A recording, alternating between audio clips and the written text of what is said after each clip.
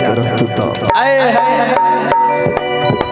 सब गाना में लड़का धोखा देवे लड़की धोखा देवे लेकिन पहला गाना भोजपुरी में गइल ना था भैया कि हमें लड़का धोखा देता है हम ही धोखा दे देले लड़कियां कहले भैया कि हम तारा बिना जिंदा नहीं रह सकते और बेस में लड़का कहले कि ना आज भी पूर्वांचल में जब जइबू हमरा के हां तो हम जौना समाज के हई वही समाज में शादी बियाह हो हम पश्चिमी सभ्यता में जिए वाला इंसान ना हो हमार शादी तारा साथे नहीं हो सकता सही बात ये से कि तू हमारा जात के ना हो तब लड़का कहला कि तोहरा के कनिया और बनाई दिए धनिया हो दुगुन बजाई हो को कि रही तुझे जतिया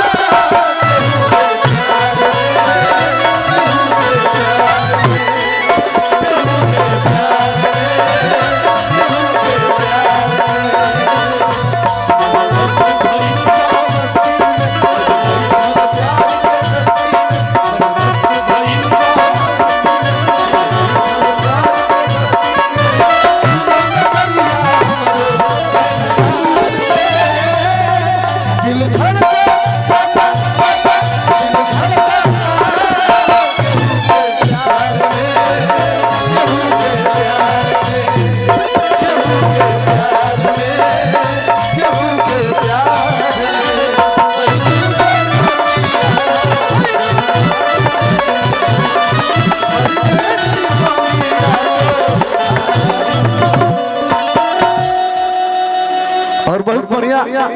अंतरा के भाव लागल कि जतिए के कारण टूटल ना ना ई कही हो लेकिन कहा रे तने कर साउंड बढ़ाओ कि छूटी जाई साथ गो अरे ऐसन बुझाता कि गौआ में घरे घरे कर उठा के रखो अरे नेवता बताता बस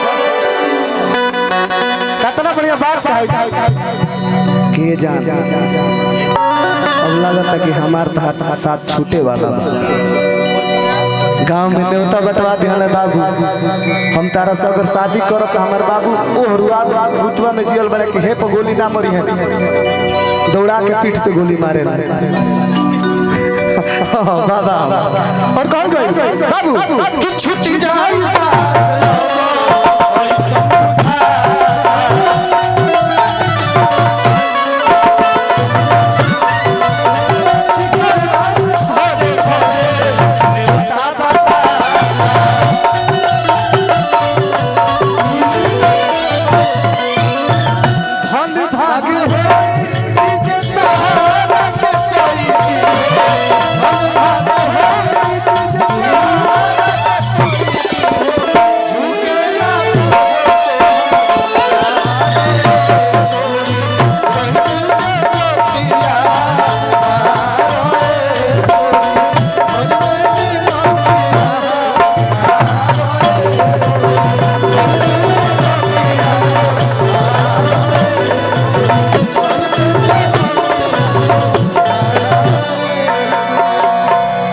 एगो लाइन खाली गजल